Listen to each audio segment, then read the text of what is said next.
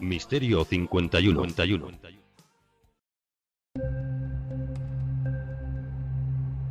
¿Qué sucede cuando estamos descansando plácidamente en nuestro hogar, con la seguridad que nos da estar en nuestra casa, en nuestro perímetro de seguridad, ¿no?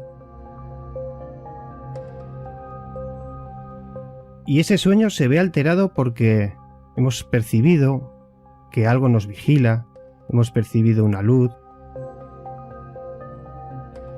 Ese tipo de contacto que hemos podido escuchar o ver en algún programa de televisión, o hemos leído, hay muchos artículos, hay muchos libros muy buenos que hablan de este tipo de encuentros, o simplemente vamos paseando y hemos visto algo en el cielo. Hemos echado la mirada a las estrellas, por ejemplo, por la noche, y hemos visto que una luz se mueve, interpreta su propio camino, no lleva una trayectoria, ¿no?, como podría ser la de un satélite. Esto que venimos llamando ovnis, objetos volantes no identificados.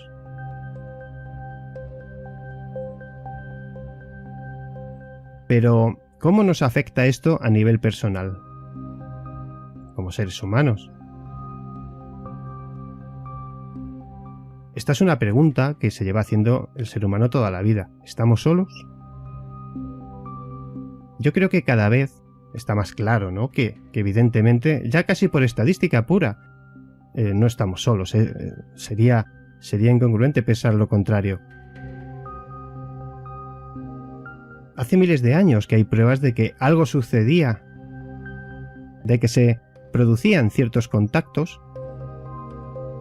Y a mí me interesa mucho este tema porque cómo nos afecta o cómo nos podría afectar un posible contacto.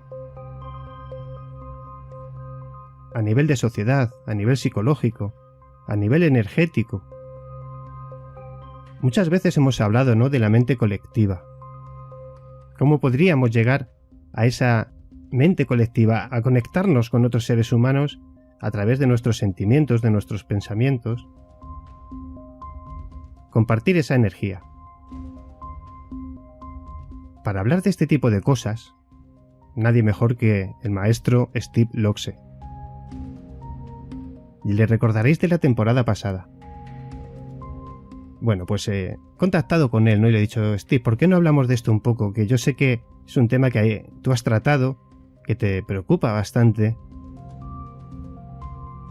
Y sobre todo porque, bueno, en mi caso, a mí me llegan mensajes de vez en cuando, ¿no?, al teléfono de gente con muchas dudas, pero dudas casi que rozan el miedo, ¿no? De, oye, esta noticia puede ser, puede pasar, es que me da miedo, ¿no? Y les tienes que dar tu opinión. Que yo siempre digo lo mismo, no deja de ser una opinión libre basada en los poco o muchos conocimientos que uno pueda tener.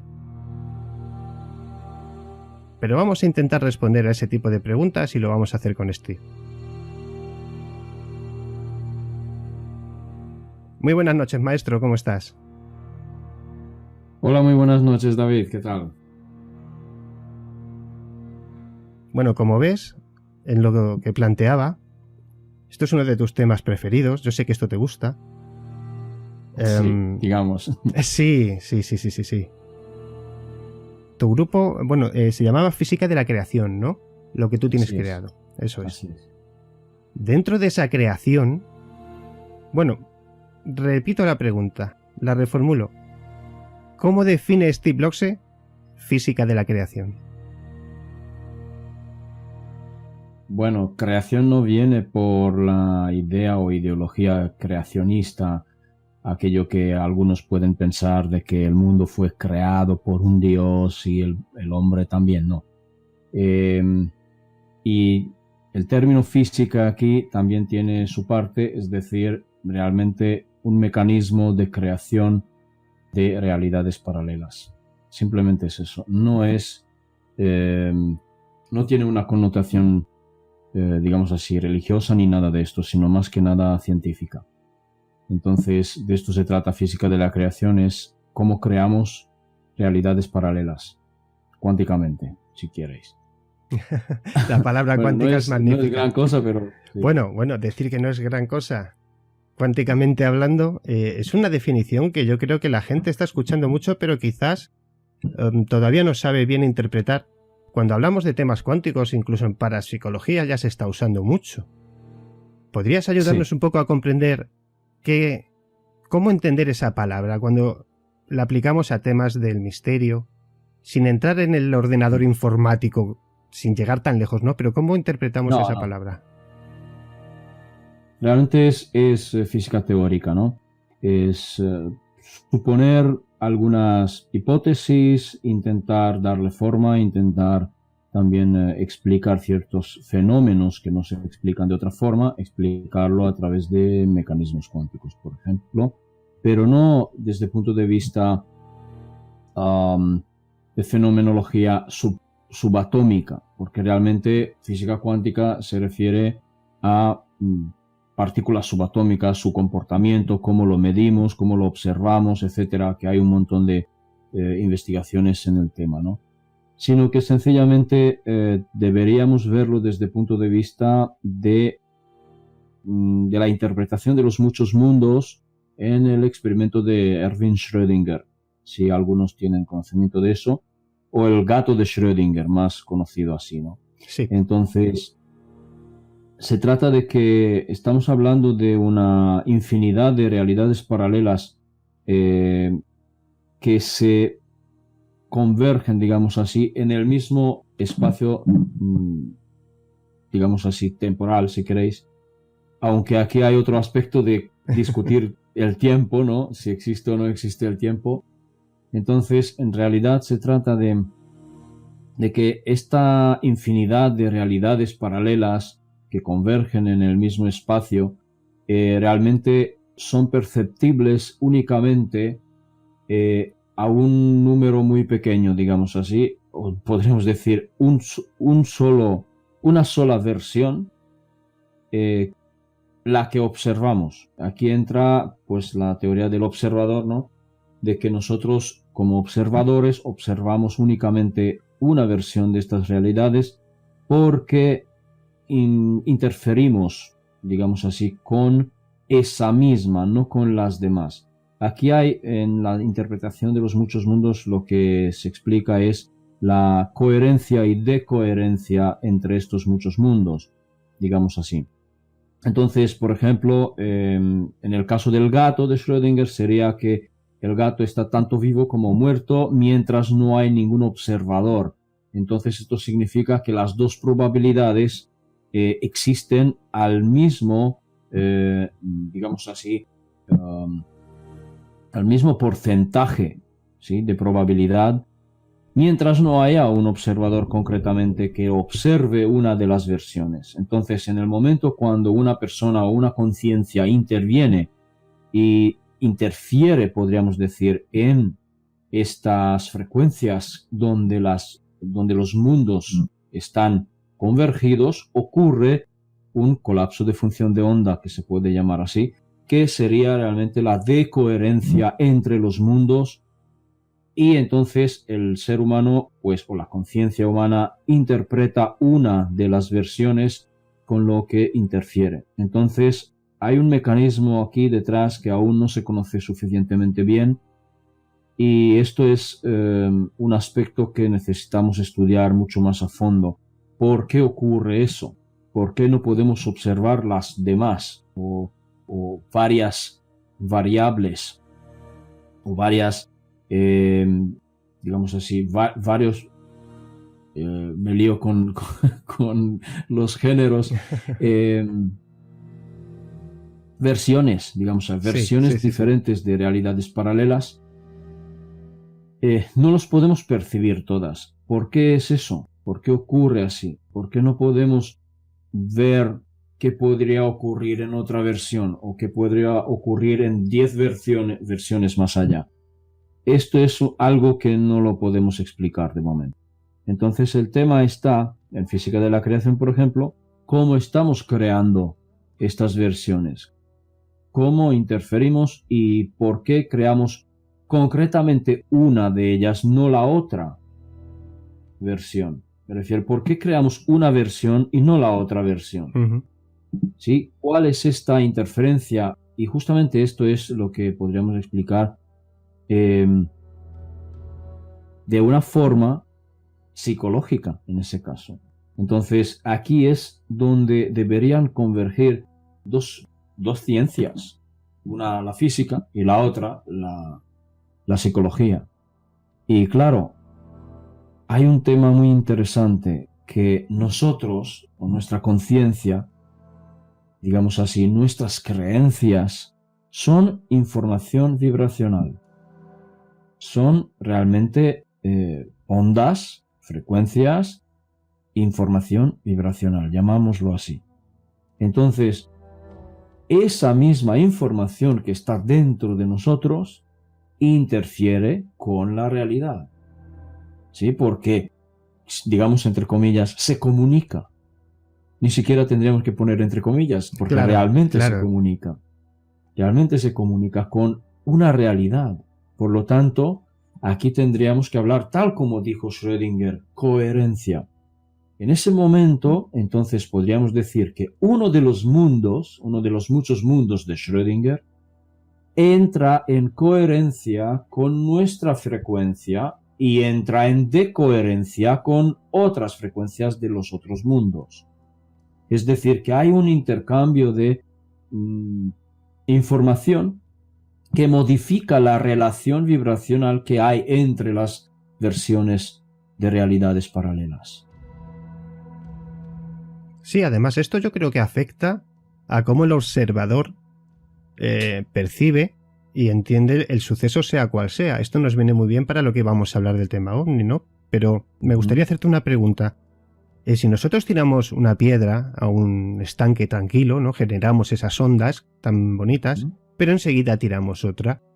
Ahí se produce, digamos, una conexión, ¿no? Entre esas ondas. Quiero decir, las realidades paralelas pueden coexistir y llegar a cruzarse entre sí. Quizás eso puede ser una puerta de entrada a estos fenómenos paranormales, por ejemplo, que uno ve en casa o padece en casa. Por poner un ejemplo, quiero decir, puedo tener sensaciones de que me están vigilando, puedo tener sensaciones, un poco lo que no sé si conoces la serie de Fringe, que habla mucho de las realidades paralelas.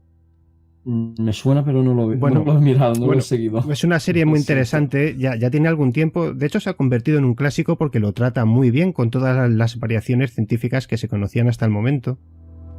Pero digamos que pueden coexistir y llegar a cruzarse, ¿no? Este tipo de realidades paralelas. Sí, hasta cierto punto. Digamos así, hay un enigma, digamos. ¿Qué es necesario para que ocurra eso, lo que propones tú ahora?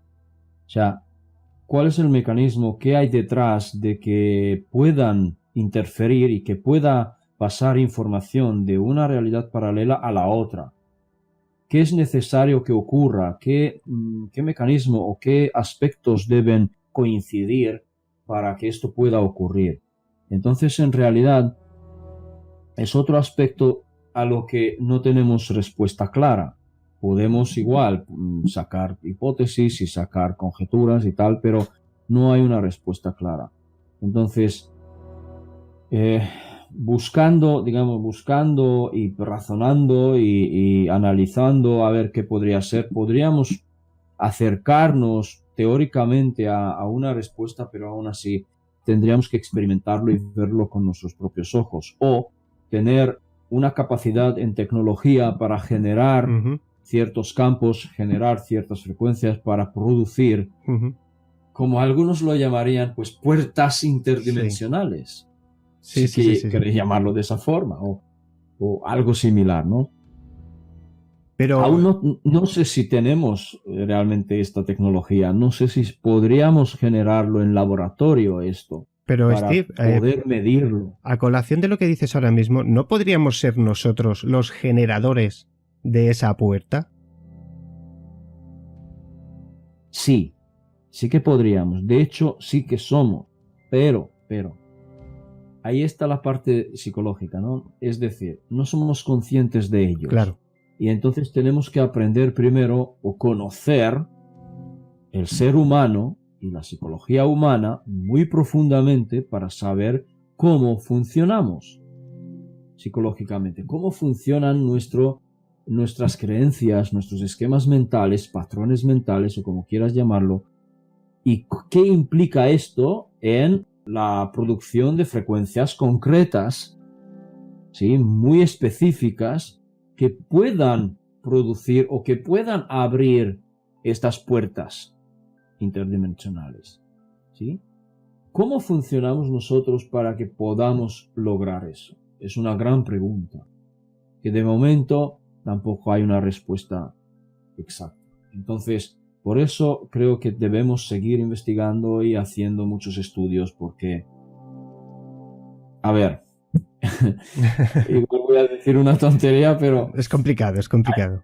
¿Por qué? Porque hay gente, debéis entender eso, hay gente que dice que no, que esto ocurre tal cual. Y yo diría, ¿lo has medido? Claro. Vale, yo tengo un pensamiento, digamos, un poquito más hacia, no sé, más racional puede ser, aunque no del todo, porque también sigo mi intuición bastante, pero necesitamos, está bien, ok, tú tienes una experiencia, has visto esto, vale, pero sigo sin tener números. Ok, no es que no te crea, pero sigo sin tener números. Entonces hay que, de alguna forma, inventarse algo, alguna forma, algún diseño de investigación que pueda medirlo. Sí, claro. Mínimamente. Claro. Decía un radiólogo, amigo de un buen amigo nuestro, valga la redundancia de esta casa, Miguel Ángel Pertierra, que si ellos tuvieran algún aparato cuando se produce una ECM, por ejemplo, para medir esa energía que a los 3 minutos aproximadamente suele, digamos que ahí hay un chorro de energía, ¿no? Que se queda, esas percepciones que tiene el paciente desde esa parte más alta bueno, claro, si pudiéramos medirlo, porque el hombre decía, no entendéis la de compañeros que nos cuentan cosas que han sucedido en operaciones a vida o muerte. El paciente morir y volver. Entonces, claro, no lo pueden medir, pero tiene tantas conversaciones y tantos casos que le han contado a nivel personal que me lo dijo así, ¿no? Me dice, no os lo creeríais. La de cosas que me han contado médicos expertos que les han sucedido. De hecho, tengo... En este tema, justamente voy a trabajar más adelante y que justamente tengo aquí una serie de estudios que vienen por un montón de expertos en ese tema del ECM, por ejemplo, Morris Netherton, Edith Fiore, Michael Newton, Brian Weiss, el doctor Luis Cabouli, Stanislav Grof, por ejemplo, no sé si os suena, sí. Raymond Moody, Enrique Vila López, José Miguel Gaona, Pim von Lommel también, Elizabeth Kübler-Ross, Juan José López, por ejemplo, algunos... Vaya plantel que acabas de mencionar. Sí, estos y más. Entonces, esta gente tiene aquí ya miles de casos recopilados en este tema del ECM.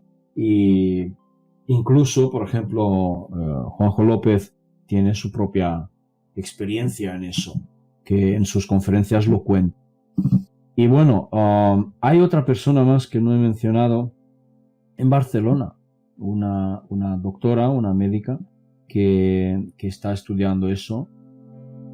Y no sé, igual me voy a poner en contacto con ella y a ver si empezamos a hacer algunas investigaciones. Yo tengo alguna idea de cómo intentar medir eso, ¿sabes? Pero no a través de tecnología, sino tengo una idea, vamos, puede que sea un poquito descabellada, pero digo, ¿por qué no probarlo? Claro, ahí necesitamos, claro, el acuerdo de los pacientes, de las familias, para intentar hacer eso. Es decir, mi propuesta es que vayamos a entrenar a las personas en algo. entrenarlos. Es bueno, quizás como el que entrena los sueños vívidos, ¿no? Que quizás es al cerebro lo que le estás diciendo, oye, cuando llegue este momento, yo voy a tomar el control de lo que está sucediendo. A nivel mental, por supuesto. Es fascinante. Pero me refiero es entrenarlos para que cuando llega el momento que sepa que tiene que volver para unos minutos para contarlo. Sí, aunque sea un poco. Ya. Vuelve unos minutos, por favor, vuélvete unos minutos para contarlo. Es que es curioso porque claro. es una vivencia normalmente, el 99%, tan placentera para el paciente que quizás ese regreso que tú le pides, muchos no lo quieren hacer. Y cuando el médico les ha traído de vuelta, dicen, ¿por qué me habéis traído de vuelta si ya estaba plenamente feliz donde estaba? Todos dicen lo mismo. Sí. Todos. Es por increíble. eso deberíamos hacer esa preparación previa, ese entrenamiento que tú verás lo que hay, mira lo que dice todo el mundo. ¿Sabes? Tú cuando pasas al otro lado estarás súper feliz, no querrás volver, pero si colaboras con nosotros, con la ciencia, por favor, con, vuelve. Con la humanidad, imagínate. Sí. Vuelve por unos minutos para contarlo. Y luego te marchas otra vez si quieres. Lo que pasa es que vivimos en una sociedad... Es descabellado, la verdad. No. Yo lo he entendido perfectamente y creo que los oyentes igual. Lo que pasa es que somos una sociedad que aunque uno volviera y dijera, oye, ha pasado esto y esto y esto, pues no lo creeríamos, ¿no? Yo creo que vivimos todavía muy alejados de eso, ¿no? Vamos a trasladar todo esto al tema OVNI, que era lo que nos traía aquí, porque es tan apasionante el tema que nos estamos yendo y que no quiero irme mucho del tema OVNI. Otra vez hablaremos con Steve seguramente de estos temas, cuando él pueda. El tema OVNI, porque también es muy interesante, toca mucho la fibra del ser humano, es muy arcaica, es una imagen que se ve en algunos grabados en piedra. No sé, esto viene desde miles de años atrás, y unas sociedades lo interpretaban como dioses, magia, algo lejano a nosotros, y quizás con el paso de los tiempos, ahora que creemos que sabemos de todo, y yo creo que no sabemos de casi nada, puesto que cuanto uno avanza más en el conocimiento, es tan grande lo que hay detrás que da la sensación de que cada vez estamos más lejos, pero no porque quiero decir, sepamos menos, no, sabemos más, pero la sensación de estar lejos es porque es un mundo tan grande lo que hay en ese otro lado que no abarcamos, ¿no? ¿Cómo afecta a la conciencia del ser humano el poder admitir realmente que no estamos solos y que sí que es cierto que lo que has observado es real? Aunque tu cerebro no lo comprenda, es real y es una vivencia que puede llegar a marcar la vida. De hecho, hay ciertos contactados que han fallecido muy por las tecnologías de lo que sea, han fallecido con asuntos de piel relacionados con el tema nuclear, la radiación y demás, ¿no? Pero bueno, dejándose a un lado, avistamiento ovni, cerebro humano, ¿cómo asimilamos como sociedad actual, con tantos problemas, con tantas divisiones? Oye, esto sucede, es real y no tardando mucho puede que se nos presenten, ¿por qué no? Pues sí, pero debemos hablar de nuevo de esquemas mentales. Y tenemos que comprender algo. La percepción. Si hablamos de la percepción y entendemos cómo funciona por las vías cerebrales, ¿verdad? Nosotros nos llega una información del exterior por visual, auditiva o áptica incluso. Si te llega una información, esa información pasa por los sentidos, 5 sentidos, pasa al cerebro. El cerebro, ¿qué hace? Procesa esta información, ¿okay? Por las vías, por las neuronas que hay, por las redes que hay. Todo esto funciona a base de unos esquemas, digamos así. O podríamos llamarlo también plantillas. Entonces, si nosotros no tenemos plantillas, no tenemos información sobre lo que nos llega, entonces no sabemos interpretarlo. Por lo tanto, El cerebro le puede dar la interpretación más cercana que pueda encontrar. ¿Ok? Es decir, hay personas que no pueden ver ciertos colores, no a causa de los ojos, que no el ojo está mal, sino que su córtex, ¿sí? En el lóbulo occipital. O sea que hay algo allí que no puede procesar el color X, por decir algo, ¿no?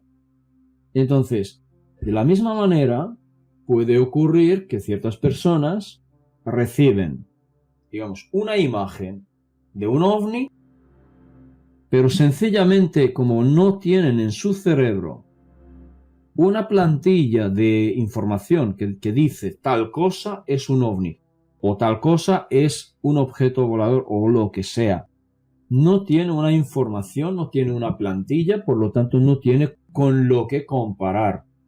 ¿Sí? Por lo tanto, si no tiene con lo que comparar, no puede darle definición, no puede procesarlo de la forma para decir, ok, ¿qué es eso? No sé, yo no he visto nada.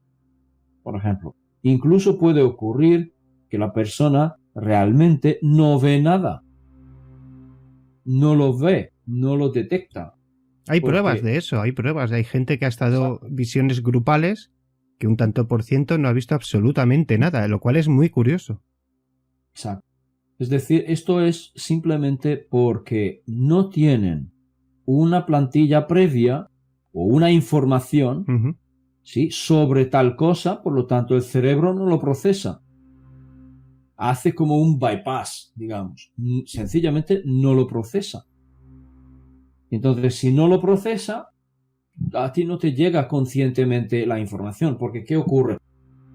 Si es visual, por ejemplo, como dije que pasa por los ojos, atraviesa el quiasma, atraviesa el tálamo y luego llega al occipital. El occipital, ¿sí? procesa la información, da sentido a la información, etiqueta entre comillas, y luego, por otras vías, pasa al lóbulo frontal y prefrontal para concientizarlo, tomar conciencia de qué es, ¿sí? Y saber lo que es decir, yo sé y estoy consciente de lo que estoy viendo, aunque no le tenga nombre, pero veo algo, ¿sí? Vale. Puede ser que justamente habría una vía que no llega a concientizarlo. Lo habrá visto igualmente, pero no recuerda. No ha tomado conciencia de que ha visto algo. Sencillamente se quedó en el subconsciente. Incluso puede haber mecanismos de defensa, digamos así, que, por ejemplo, existen personas que han sufrido un trauma muy fuerte. Entonces, este trauma causó que ciertas redes o ciertos caminos neuronales se interrumpan, como si fuera, o crean cierta cicatriz y por ahí no pasa la información. ¿Ok? Por lo tanto, pueden haber personas que a causa de este trauma sencillamente no ven o no observan o no se dan cuenta de otros, digamos, aspectos de la vida, digamos, que les están afectando, pero ellos, clac, hacen el bypass porque no quiere volver a vivir tal cosa. Pero me refiero que esto se podría llamar incluso el tema de represión. Entonces, de esta manera ocurre con los ovnis, muy similar, ¿vale? Por lo tanto, el mundo lo que necesita recibir es información. Entonces, poco a poco.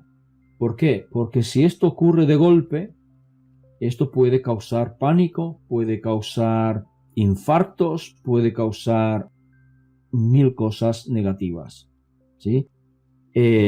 Imagínate si ocurre en público a luz de día, en una sociedad que no está preparada para eso, porque todos ellos comparten la creencia que estamos solos, que no existe una raza superior, o superior entre comillas lo pongo, o que no existe vida extraterrestre, o que no existe nadie que pueda hacer eso, por ejemplo, que pueda existir no es que sea vida extraterrestre, que a lo mejor piensan que pueden haber algunos animales. No, se trata de vida consciente, inteligente y que sea más evolucionado que nosotros.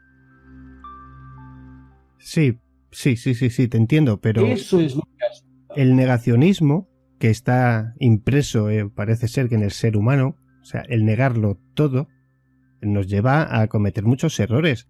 Pero sí que es cierto que matemáticamente hablando, como conocemos a día de hoy, unas simples matemáticas, si yo digo, porque lo sé, por ejemplo, vamos a suponer que yo tengo la información, porque mi vista llega muy lejos y hasta donde yo puedo ver hay 1.000.000 de planetas. Y dentro de ese 1.000.000 de planetas, la Tierra es el único que contempla vida tal y como la conocemos a día de hoy.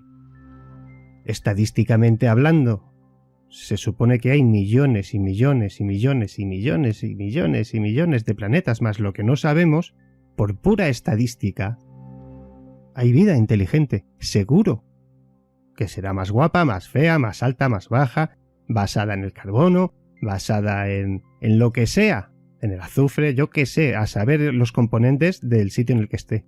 Pero hombre, Sí, por pura lógica, yo creo que ya hemos llegado a un desarrollo de la humanidad, del conocimiento, del pensamiento en el que esto no se puede negar. Lo que pasa es que tenemos una vagancia cerebral debido a cómo nos han educado, nuestro entorno es muy importante. Yo hay una cosa que digo muy a menudo a la gente, sobre todo que es muy de hacer siempre lo mismo, ¿no? Digo, tú cuando vas a trabajar el lunes, ¿por dónde te vas al trabajo? Por aquí, por aquí. Pero cuando vas el martes, ¿qué vas? ¿Por otro sitio? Y me dice, no, voy por el mismo sitio, por esta calle, por esta otra. Y así miércoles, así jueves, así viernes. Pues yo les digo, en vez de girar a la izquierda, gira a la derecha. Todo lo que te vaya a suceder desde ese momento va a ser distinto. Por eso somos los generadores de nuestro propio futuro. Un simple cambio de dirección. Una palabra... O ruta. Sí, bueno, pero ¿qué quiero decir? Aunque vayas al mismo destino, pero a la que tú gires inesperadamente en un solo sitio, todos los sucesos, sean los que fueren, van a ser distintos.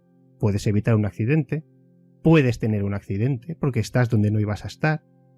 Todo es tan aleatorio y a la vez tan puramente matemático que son sucesos que se van a dar.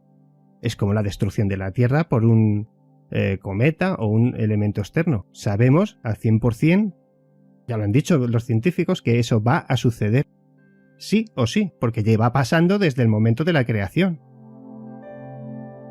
Es alucinante, pero no podemos... O sea, y creo que tenemos un nivel de conocimientos muy accesible, vivimos en la era de la información, hasta las personas mayores hoy día ya hacen sus cursitos de informática, que es otra mente abierta a todo.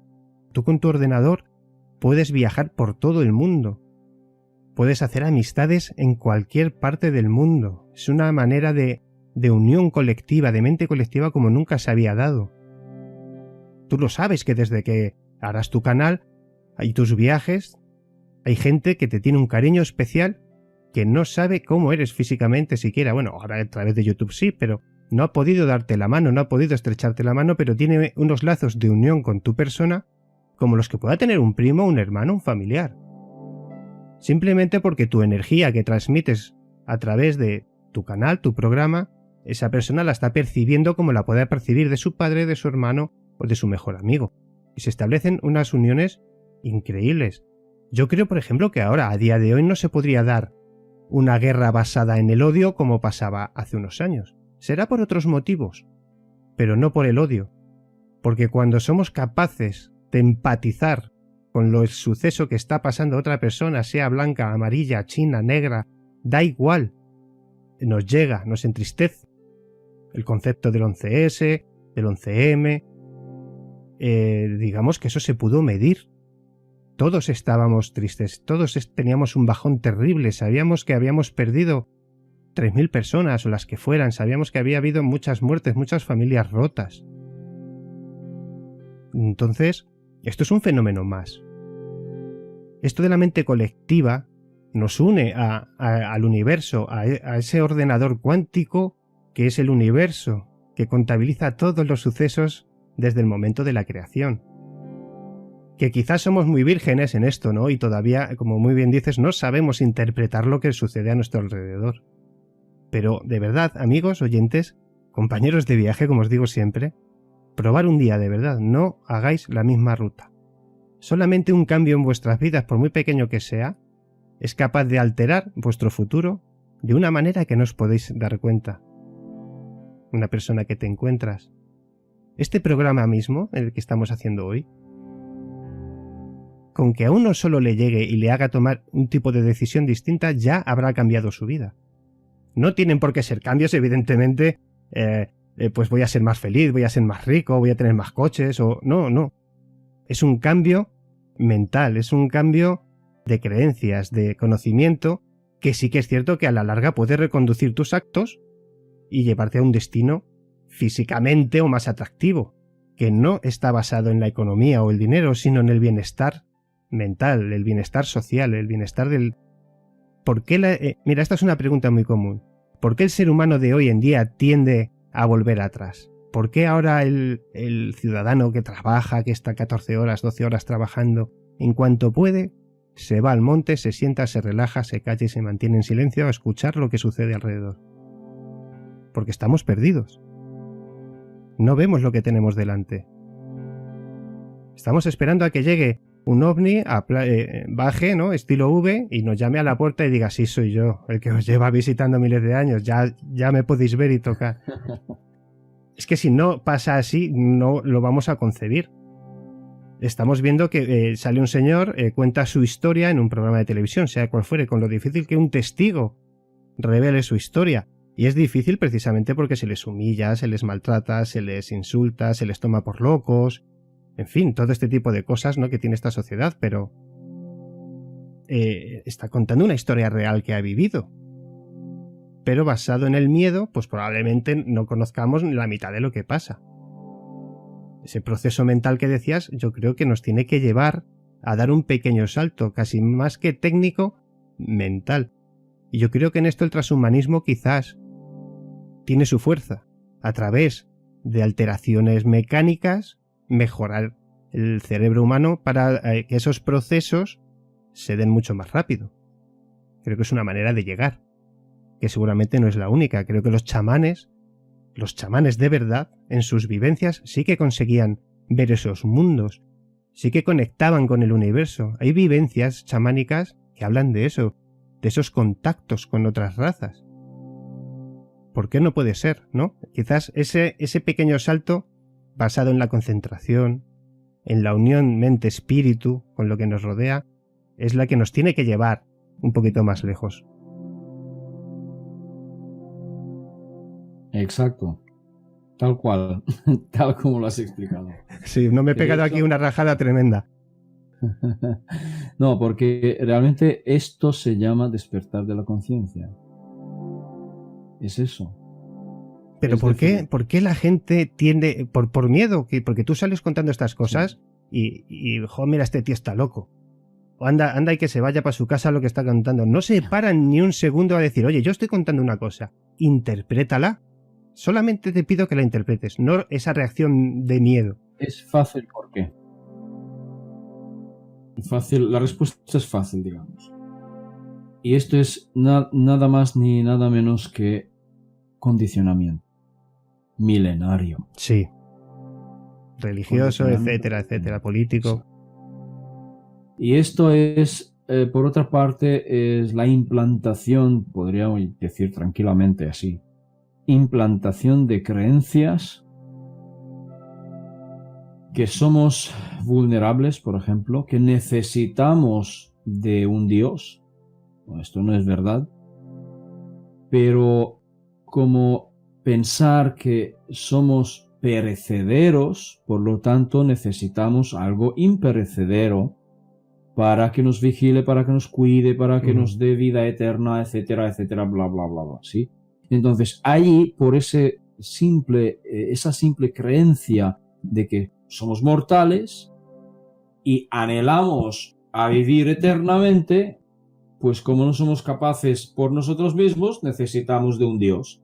Y últimamente, como justamente las religiones están perdiendo terreno, digamos, hay mucha gente que se da cuenta que la religión ha sido una mentira, ahora cambian de granja, digamos así. Sí. No, cierto. Y aparece nueva religión, que el otro día en uno de mis programas hablé de eso, que yo lo llamé extraterrismo. ¿Por qué? Porque ahora prefieren creer en entidades extraterrestres, pero con el mismo fin. Es decir, salvarnos. Necesitamos a esta gente para que nos salven. ¿Salvarnos de qué? Por favor. Nosotros tenemos que salvarnos, no ellos. Nosotros tenemos que hacer el trabajo. Ellos no van a hacer el trabajo por nosotros. ¿Sí? Entonces, realmente hay un fenómeno, podríamos llamar, de cambio, pero no hacia mejor, sino que hacia la misma cosa, simplemente cambiando de facetas. Sí, cambiando el nombre. Entonces el tema es que, aunque vale, que tomen conciencia de eso, de que existen extraterrestres y tal, aún así no debemos entregar nuestros poderes y nuestra libertad a cambio de que vengan ellos y que ahora, a partir de ahora, que manden ellos sobre nosotros. No. Hay que mantener nuestra libertad, ¿sí? Nuestra, integridad, debería decir. Nuestra integridad como ser humano, como raza, ¿sí? Y que realmente si vienen, están bienvenidos, pero absolutamente desde la incondicionalidad. Uh-huh. Nos pueden enseñar, nos pueden mostrar tecnología, por ejemplo, o nos pueden dar ideas de economía sostenible, por ejemplo, o otras cosas, ¿sí? Pero no para dirigir o no para decir que a partir de ahora ellos son los amos.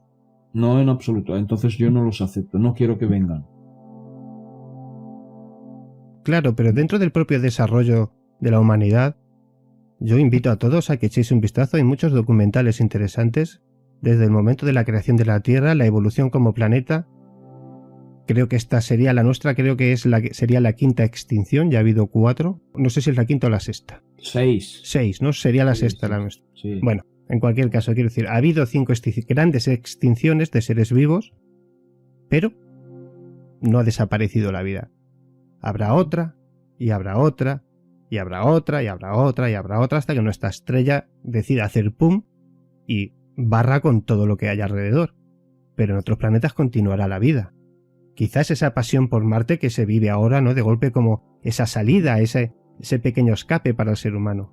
Entonces yo le diría a la gente, ya estamos terminando, le diría a la gente que sea feliz. Que ser feliz no cuesta dinero, ni trabajo, ni estudios, nada. Ser feliz, yo os pongo un ejemplo. Cuando uno es padre, no se da cuenta de casi nada, ¿no? Pero cuando estás en tu casa, en silencio, acostando a tu hijo o ya está dormido, tienes un segundo que lo miras, ves esos mofletitos, esos ojos. ¿Qué más se puede pedir, no? Creo que eso es un momento de felicidad. Cuando uno va al monte y tiene esa típica imagen de pues un águila volando, el sol a un lado, un río, y se siente pleno por unos momentos. Eso es ser feliz. En ese momento estás siendo el hombre más feliz del mundo. ¿Por qué? Porque estás lo más cercano a lo que conocemos como consonancia con lo que nos rodea. El amor, por ejemplo, es intangible. El amor existe como una forma de energía brutal que nos une. Hay sucesos que de una manera global nos unen, como mencionábamos el 11S o el 11M. Aquí en España, por ejemplo, como tú muy bien sabrás, hace unos años fallecía un jugador de fútbol, prácticamente lo hacía en el campo, aunque falleció en el hospital, en un partido de rivalidad, ¿no? Creo que era entre el Betis y el Sevilla. No sé si se enfrentaban, pero bueno, es una afición que tiene mucha rivalidad. Pero lo que sucedió después con este fallecimiento fue increíble. Hablo de Puerta, no sé si lo recordarás. Jugador que estaba... No, porque no miro fútbol. Bueno, no sé. Pero fue impactante, quiero decir. Hubo una unión entre rivales brutal. Eso es bonito. Una unión tremenda, y a día de hoy se siguen diciendo de todo. Tú eres mejor, yo soy peor, lo típico de la rivalidad sana, pero todos se acuerdan de este fallecimiento y de lo que les unió. Y hay muchos menos sucesos problemáticos de agresiones entre estas dos aficiones.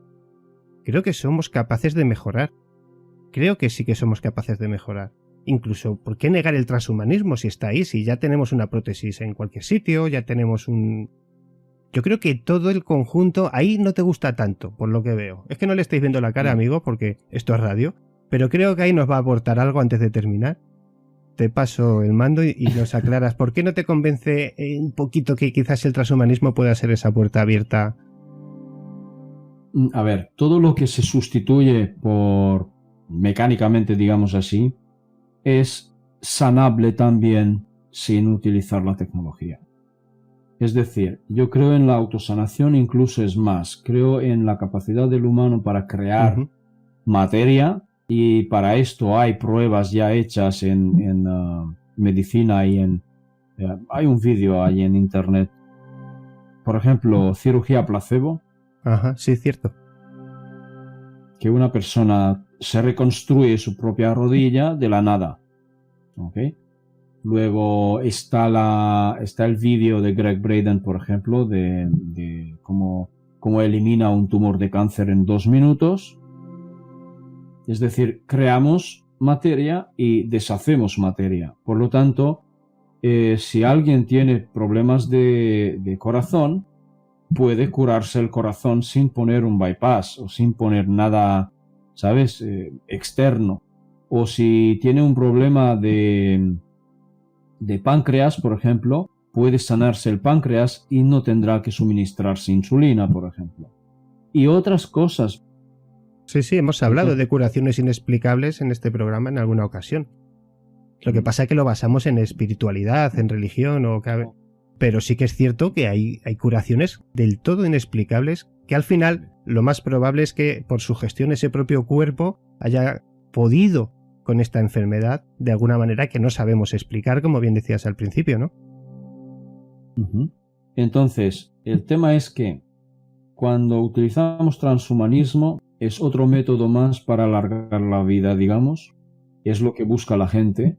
Y, digamos, mantener el cerebro y cambiar el resto del cuerpo. Es decir, como hacer un trasplante de cerebro dentro de una máquina. Sí. Entonces la máquina funciona porque tú lo mandas y que tu conciencia está en el cerebro. Error. Porque tú funcionas con todo el sistema energético de tu cuerpo. Entonces dejas de ser un humano. O sea, para mí, ser un humano es un honor. Es un privilegio. Claro. Yo tengo esta oportunidad de tener experiencia humana. Y si tengo que morir en 80 años, pues moriré en 80 años. No es... A ver, pero ese deseo tan brutal que estamos teniendo, hablo en general, la humanidad de alargar la vida no sé cuánto, y para eso utilizar tecnología, es un camino erróneo. Volvemos al miedo, ¿no? Quizás. Porque sí que podríamos alargar la vida cambiando códigos genéticos y mantener el cuerpo físico realmente más sano y más joven. Y esto se puede porque ya existen en el mundo personas que tienen 125 y 150 años y más que eso. Por lo tanto, no. Utilicemos la tecnología para mejorar la vida, pero no en el cuerpo humano, sino tecnología, no sé, robotizar los campos arables, por ejemplo, imagínate. Calidad de vida. ¿Vale? Para que nos sirvan para mejorar la vida en el planeta y cuidar el planeta, ¿no? Pero no para sustituir órganos internos, porque cada órgano interno tiene una función energética también. Sí. Además, no sé si estaréis de acuerdo conmigo, pero por mi propia experiencia, nosotros tenemos un sistema energético que son los chakras. Y entonces, si tú sustituyes todo el cuerpo, pierdes los chakras. Ya no eres humano a partir de entonces. Se acabó. Ya no podrás crear. Esa es mi opinión, simplemente.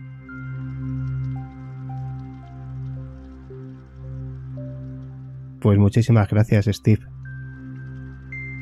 Ha sido todo un placer poder conversar contigo de todos estos temas. Y lo haremos más adelante porque, como veis, Es una persona que no solo habla bien, lo hace de una manera pausada y se equivoca nada o casi nada. Steve, un consejo para nuestros oyentes de cómo ser un poquito más feliz, por ejemplo. Pues muy bien, tal cual, tú has dicho algo sobre la felicidad. Yo simplemente entonces diría una cosa: sé feliz sin más, sin buscar motivos, sin buscar las condiciones, porque ahí está el problema, que nosotros o la sociedad nos enseñó que la felicidad es condicionada y de hecho lo condicionamos. Entonces no se cumplen las condiciones, uno no es feliz.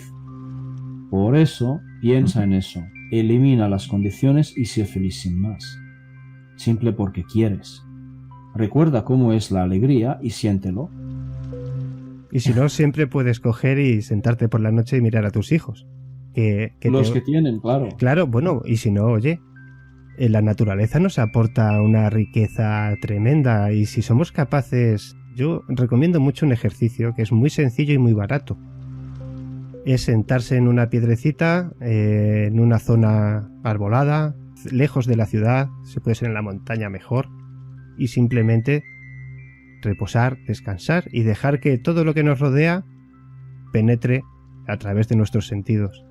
Y se viven momentos, quizás la primera media hora es complicada porque tienes que descongestionar un poquito, ¿no?, de todos estos ruidos ambientales, problemas personales, pensamientos, etcétera. Pero ahí, si eres capaz y tienes paciencia, vas a vivir un momento personal muy bonito. Muchísimas gracias y muy buenas noches, maestro. Gracias a ti. Hasta pronto.